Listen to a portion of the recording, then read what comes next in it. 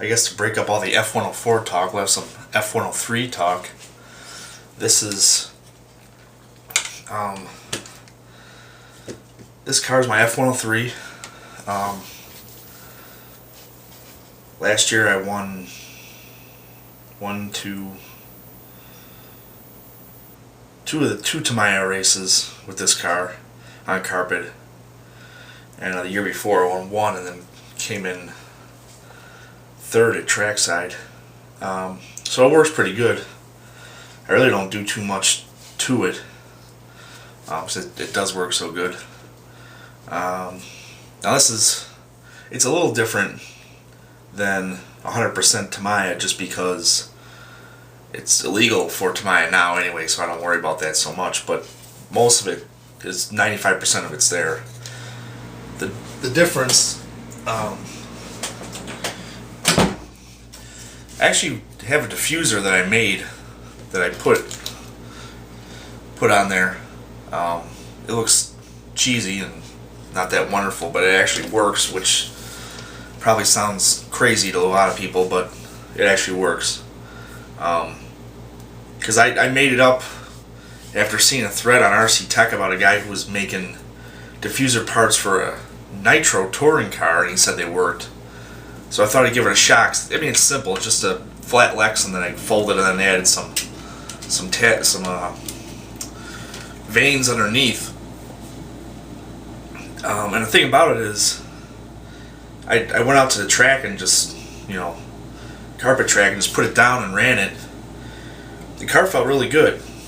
Had a lot of steering, a lot of traction. And I took it off just to see what happened. Like, I literally ran it to the side of the track, took it off, and put the car out there again, and the car didn't have as much traction, and also didn't feel like it has much steering. And part of that maybe could be attributed to one guy was saying on the internet, the car was so stuck before you could use all the steering the car had, and then taking that traction away, the car lost some of the ability to use the steering. I don't know, but I know that the thing works, which is, again, you may not believe me, but it does. And then the other thing is the tires are different. These are not standard Tamiya tires. Other than that, though, this is pretty much how I've run the car most of the time. Black springs in the front with usually 100,000 weight diff oil on the kingpin. The shock, regular Tamiya shock, 3-hole, 35 weight most of the time, or 30 depending. Blue mini car fluorescent spring. Always the bridge versus the post on this thing. The bridge just gives it more on-power steering. You can stay in the power, stay on power, just more corner speed generally. I mean, maybe run the post if you had a low traction situation, but not, almost always run the bridge. Almost always. Damper plate, usually 30,000 weight. 20,000 weight in other conditions. It may be. There's times when I've thought it's been a bit much, and maybe that's true. But it might make the car a little bit overreactive versus a little lighter weight oil, which in some cases may be true. But the last time I had it out there, I was on a fairly low traction track, and I just threw it on the track and it worked. So that's pretty good stuff. The front right here, right by the servo here. These screws I always have, might be kind of hard to see, O-ring, black O-ring underneath the washer. That just helps the car be a lot easier to drive, because solidly mounting onto the servo mounts, the car gets real nervous, real crazy off center. So I like to run that at all times. I always run the F104 diff setup just because I hate, fooling with the diff settings every time I change tires. I'm trying to think. Oh yeah. And on the T-plate, you have the two screws. Ooh, there we go.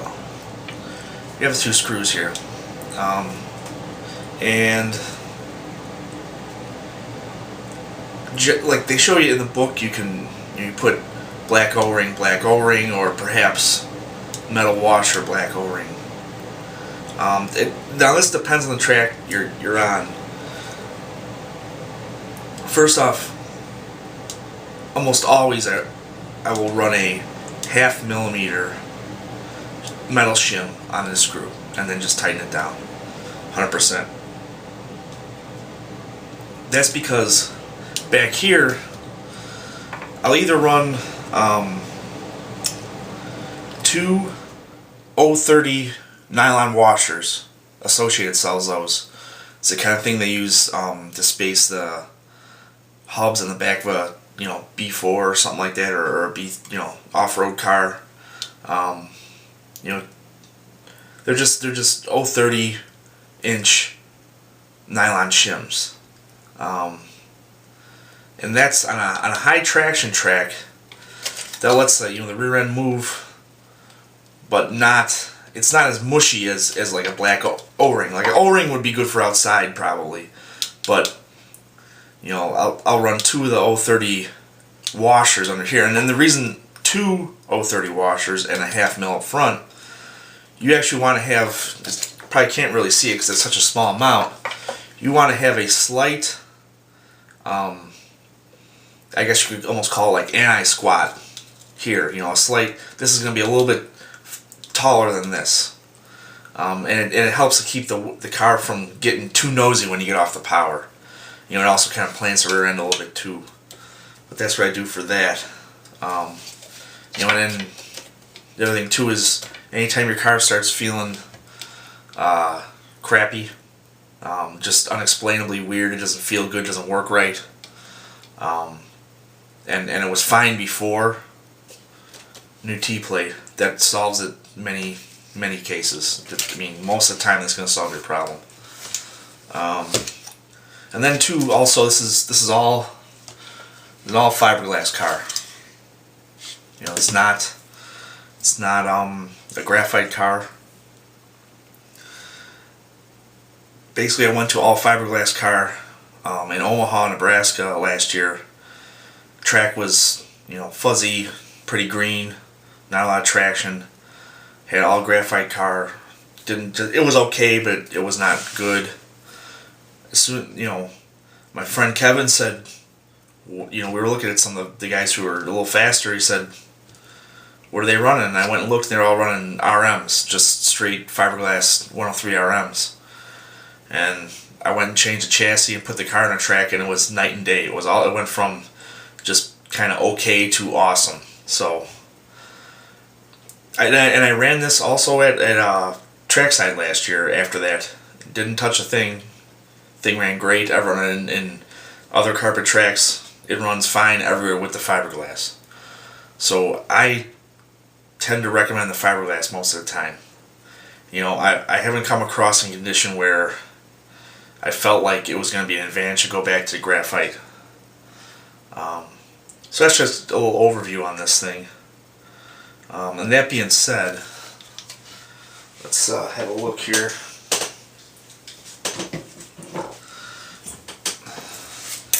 These are your top decks, for the car. There's a graphite one too, I guess you can get, that short one. But this is the fiberglass long upper deck, and then this is like the 15th anniversary upper deck, same as a long graphite upper deck. This one definitely has the most steering, but it's also the least forgiving to drive, for sure. Your car's gonna be very reactive. With this upper deck, even if you run O-rings on the front two screws, this is definitely the most the most steering, the most reaction. This is, you know, pretty much medium. It seems to work in most conditions. This is the one I almost always use. You know, it's fiberglass. Again, I don't know what the deal is with the fiberglass chassis, but it seems to be perfect in most situations, and this is mostly what I use. Now this I've tried before, and I've tried all these back to back. I've tried this before. This, it's, you know, the problem with it is as soon as you disconnect that, you know, as soon as you disconnect this area, this whole thing becomes much more flexible in front. You know, it can really move around a lot, and you actually lose a lot of steering by running this. Now, if you were on a track where your car was doing donuts all the time and was hard to drive, this might be something you want to look at to try. And then this right here, I made this one up. Oop, there we go. I made that one up, and I haven't had a chance to try it yet. I made it up not too long ago because I was just kind of figuring it would be in between the two, because you can see I've removed this cross brace is gone here. I removed it, and this is just a regular optional long graphite upper deck, and I think that maybe having, you know, if you kind of hold it here with the two, you can see that flexes pretty good. This one flexes as well, but it's definitely stiffer. So I'm thinking maybe if you have this little extra movement up front, that might help you know, be sort of in between this and, you know, sort of in between. So we'll see. You know, obviously not legal for Tamiya, but F103 is out for Tamiya races in the USA. So that is that. So anyway, that's your F103, the quick and dirty explanation. Oh, and also, just to let you know, if you have high traction, the little battery works. This is an 1800 ProTech. You know, this is a 3200 Orion, and this is like 100 grams lighter, and the car goes real fast with this thing. It's unbelievable how much difference there is even between these two batteries. You know, so anyway, that's it.